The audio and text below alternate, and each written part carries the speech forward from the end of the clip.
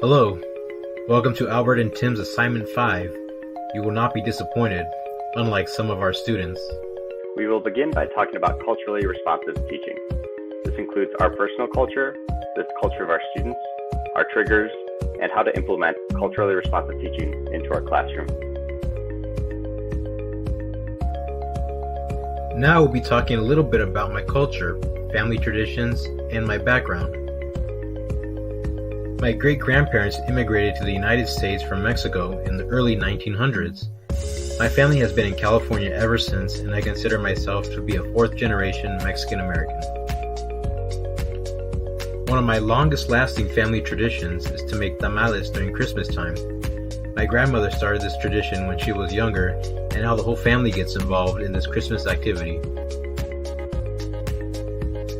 Some of my family's passions include getting together and cheering on the San Diego Padres and Chargers, but now more so maybe just the Padres.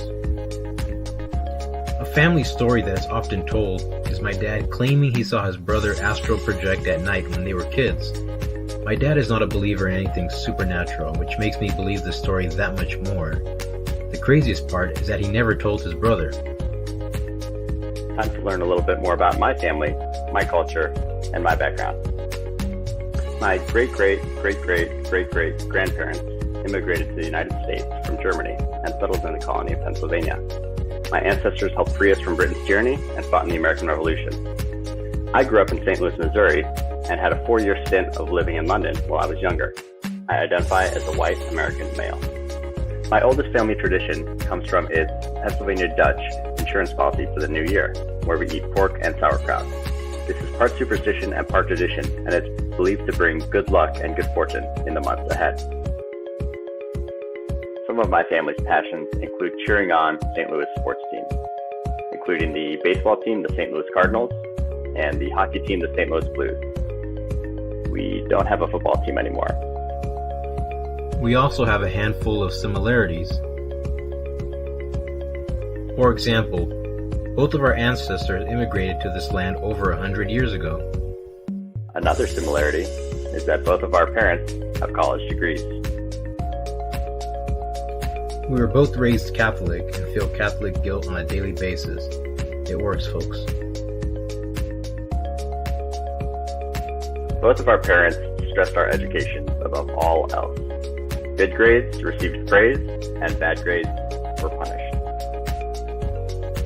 We also both grew up hearing the phrase, "the early bird gets the worm." We were also expected to obey and respect our elders at all times.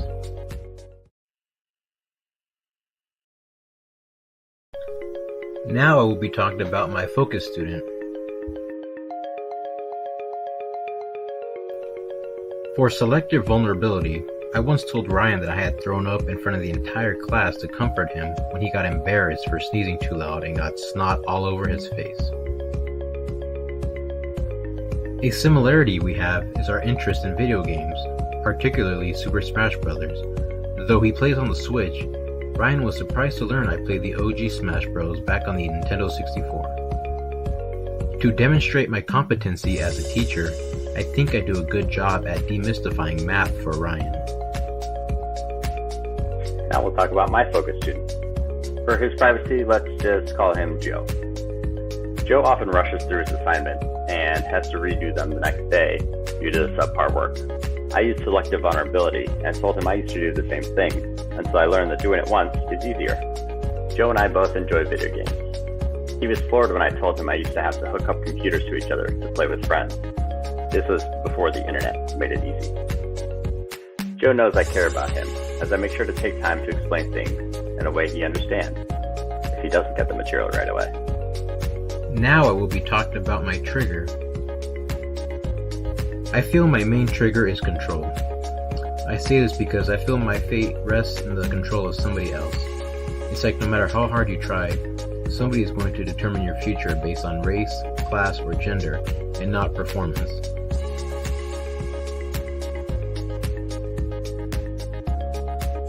One thing that triggers me is disrespect. It doesn't matter who you are or how much money you have. We're all just people.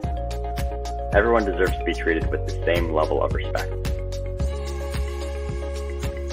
Now we are going to talk about how this experience shapes lesson building. This experience will definitely help us shape our classroom learning environment and lesson building.